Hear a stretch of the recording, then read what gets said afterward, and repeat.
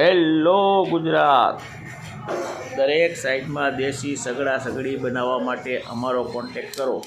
આ સ્ટીલની ડોલમાં આખી જે સિમેન્ટ કોન્ક્રીટ ચણતર, અંદર ચેન્નાઈ માટી પાઇપ સરિયા, સ્ટીલની ડોલ ઘર વપરાશ માટે।